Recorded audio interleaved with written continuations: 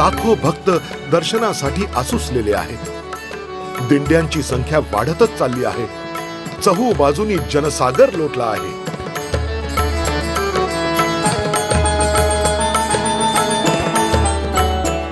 गजानन महाराजांच्या या ज्या पूर्ण महाराष्ट्रात, पूर्ण विदर्भात, पूर्ण भारतात त्यांचा नावलौकिक आहे.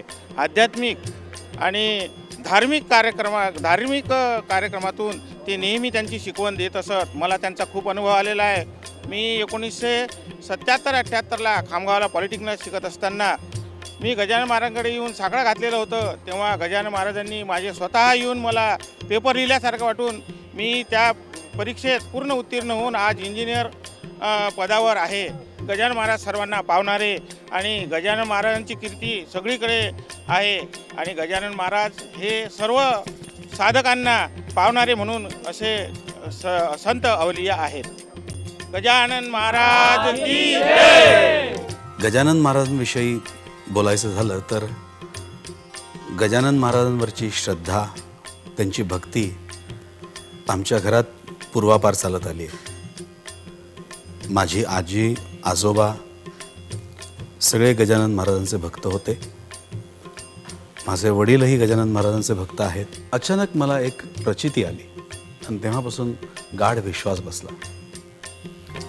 मी मुंबईत एका ठिकाणी काही कामानिमित्त गेलो होतो गोरेगावमध्ये आणि ते काम झाल्यावर बाहेर आलो आणि अचानक माझ्या लक्षात आलं की अरे इथे गजानन महाराजांचा मठ आहे. म्हणून मी आत गेलो, नमस्कार केला, खूप छान वाटलं. नंतर घरी गेलो. एका ॲनिव्हर्सरीला मी आणि बायकोने असं ठरवलं की महाराजांच्या मठात जायचं. ॲनिव्हर्सरीच्या दिवशी सगळा दिवस धामधुमीत गेला आणि रात्री 8:30-9 वाजता आमच्या लक्षात आलं की अरे आपण बोललो होतो महाराजांच्या मठात जायचं आणि विसरलो. आणि तो मठ काहीतरी 9ला बंद होतो. मग आम्ही असं ठरवलं की निदान बाहेरनं दर्शन घेऊ. असं म्हणून आम्ही गेलो. 9:30 वाजले होते. तर मठ सताड उघडा होता. छान नमस्कार केला, 1-2 मिनटं मेडिटेशन केलं आणि निघालो. तेवढ्यात एका बाईंनी आतमधनं येऊन हाक मारली की अहो तुम्हाला महाराज बोलवत आहेत.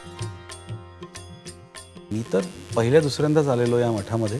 कोण महाराज, मला कशाला बोलवत आहेत? तर आतल्या खोलीमध्ये थोडीशी वर्दळ असावी. मी आत गेलो तेव्हा एक 10-15 माणसं होती आणि तिथे एक गृहस्थ बसले होते. अंगावर शाल पांघरून, भिंतीकडे तोंड होतं आणि हातात चिलीम होतं. आणि ते मला बघताच बोलायला लागले. देवाची वाट बघून राहिलो रे तुझी, आत्ता येऊन राहिला का रे तू? हां, अर्धा तास थांबवलं ना मला तू. तर मी आणि बायकोने एकमेकांकडे बघितलं. म्हटलं यांना कसं कळलं, कोण? म्हणजे आम्ही कन्फ्यूज झालो होतो. मी पटकन नमस्कार केला. ते म्हणाले हे बघ, जिथे काम करतो ना तू तिथे व्यवहारात फसवतील लोक तुले, सांभाळून राहायचो.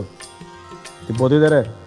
असं म्हणून त्यांनी मला एक एवढी पोथी, त्याच्यावर त्यांनी एक काहीतरी शब्द लिहिला आणि ती मला दिली. मी परत नमस्कार केला आणि निघालो. माझे अनेक प्रॉब्लेम्स दूर झाले. आणि जे त्यांनी म्हटलं होतं की व्यवहारात लोक फसवतील, पूर्वी मला खरोखर मी व्यवहारात बराच फसवायचे लोक मला. पण जेव्हापासून मी ती पोथी वाचायला सुरुवात केली तेव्हापासून आजपर्यंत कधीही मला आर्थिक व्यवहारात काहीच प्रश्न आला नाही.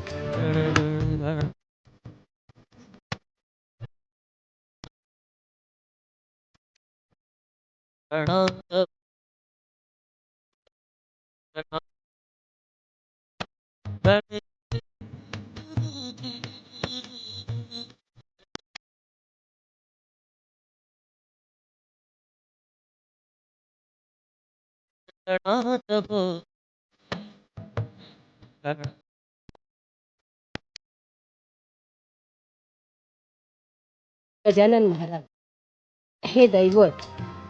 खरं तर मला तशी काहीच त्यांच्याबद्दल आधी माहिती नव्हती. माझी एक मैत्रीण आहे सुषमा जोशी, त्यांच्या मी घरी गेले होते तेव्हा ते त्या पोथी वाचत होत्या. तर म्हटलं कुठली पोथी वाचता? तर त्यांनी सांगितलं मला गजानन महाराजांची. म्हटलं हे कुठे असतात? म्हणजे ते म्हणाले नाही ते नाहीत आता, पण ते शेगावला त्यांचं खूप हे आहे आणि माझा भयंकर विश्वास आहे त्यांच्यावर. म्हटलं मला तुम्ही द्या. मग त्यांनी मला एक पोथी दिली आणि मग मी ती पोथी वाचायला सुरुवात केली. मला खूप आनंद मिळायचा ती पोथी वाचताना. आणि माझ्या बऱ्याचशा गोष्टी म्हणजे मला ज्या कठीण वाटत होत्या किंवा म्हणजे काही प्रॉब्लेम्स असतात ना प्रत्येकाच्या आयुष्यात, तर तसं मला त्याच्यातनं मी सुटलेत. आणि माझी अगदी श्रद्धा आहे की गजानन महाराजांचीच ही कृपा आहे. गजानन महाराजांना बघितलेली काही पिढ्या म्हणजे असं म्हणतात की अजूनही त्यांची मुलं बाळं तिथे आहेत शेगावमध्ये. तर मला गजानन महाराजांबद्दल अतिशय भक्ती आहे. श्री गजानन महाराज म्हणजे प्रत्यक्ष चैतन्य. म्हणूनच या चैतन्याच्या दर्शनासाठी माणसांबरोबर प्राणीही दर्शनोत्सुक झालेत.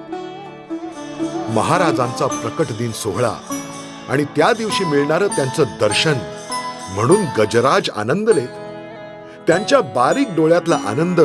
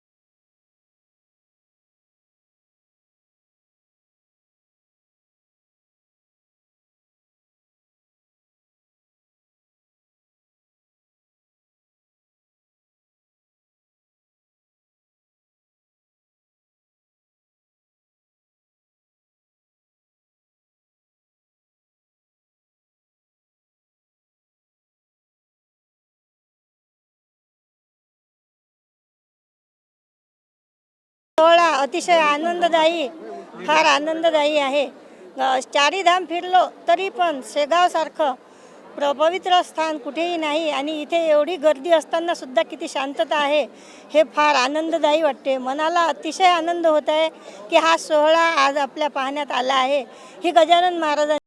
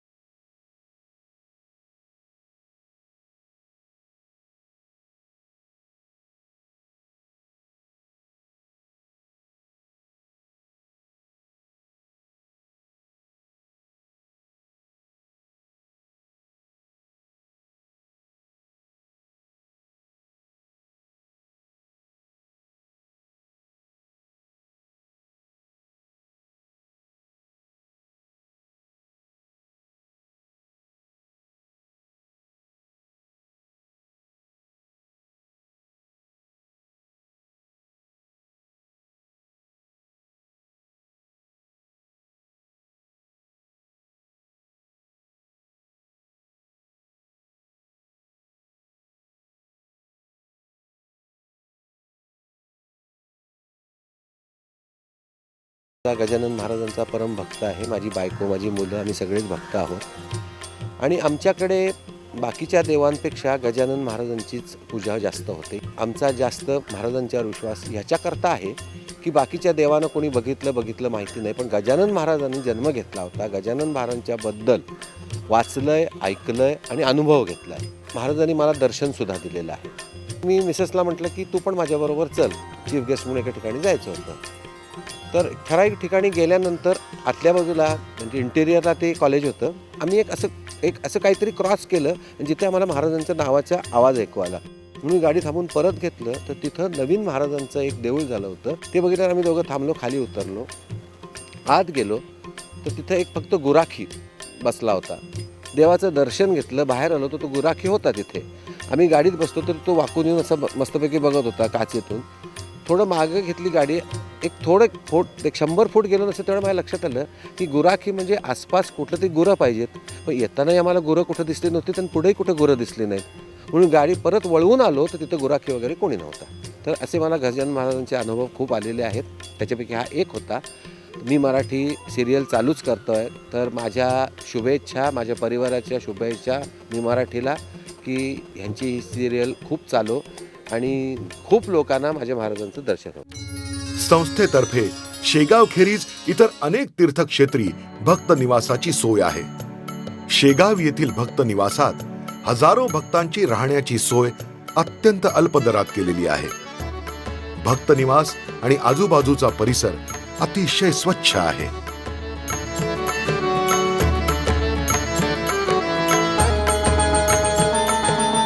आनंद सागर हा संस्थेचा एक भव्य दिव्य असा उपक्रम आहे.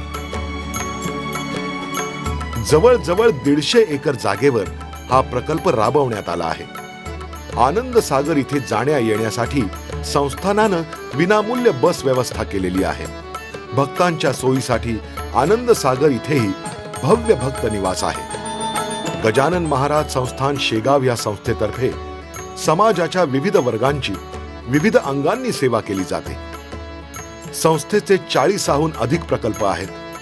आदिवासी मुलांचे शिक्षण, मतिमंद मुलांसाठी शाळा, याचबरोबर वैद्यकीय तसंच आध्यात्मिक कार्यही खूप मोलाचं आहे. महाराजांची पालखी निघाली. हजारो लाखो भक्त दर्शनासाठी सरसावले. पण सारं कसं शिस्तीत. श्री गजानन महाराजांच्या दर्शनानं पावन झालेल्या भक्तांच्या चेहऱ्यावर सात्विक समाधान होतं. दिंडीतल्या भजनात भक्त आता अगदी रंगात आले होते.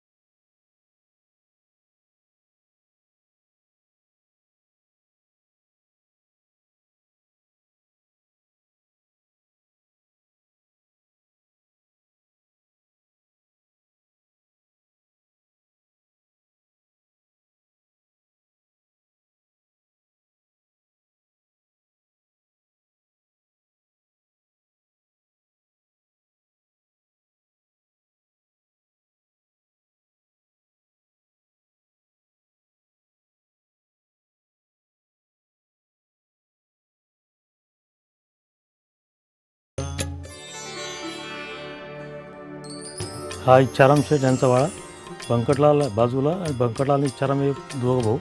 तर हे इच्छाराम यांचा वाडा अध्याय नंबर 2चं घर आहे. इथं त्यांना स्नान घातलं होतं, आंघोळ केली होती, व्हॉमिटिंग झालेलं होतं ते घर. इथं त्यांचं 21 ते 21 वर्ष वास्तव्य होतं. त्यांची बैठक नेहमी इथे राहायची. ते जाताना लीला करायचे आणि पुन्हा इथं यायचे.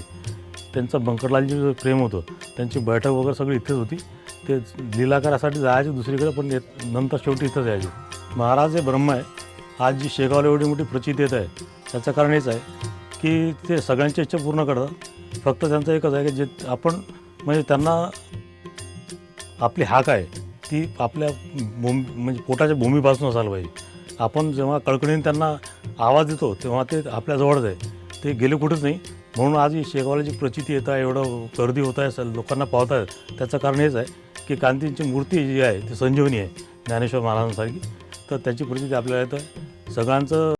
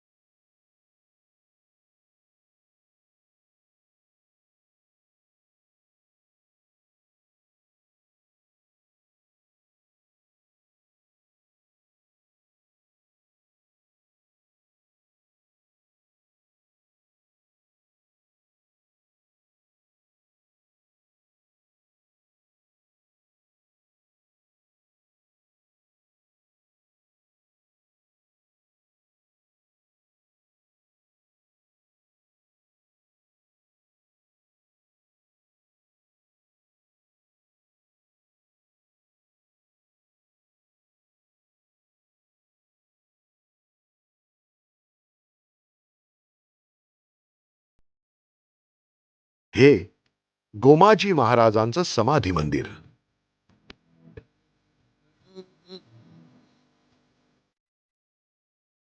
श्री गोमाजी महाराज यांनी नागझरी इथे समाधी घेतली आहे. इथं पाण्याचे झरे विपुल प्रमाणात आढळतात, म्हणून नागझरी हे नाव पडले. श्री गजानन महाराज यांनी अनेकदा इथे येऊन समाधीचं दर्शन घेतलं होतं. शेगावला येणारे श्री गजानन महाराजांचे भक्त या पवित्र ठिकाणी येऊन श्री गोमाजी महाराजांच्या समाधीवर मोठ्या भक्तिभावानं नतमस्तक होतात.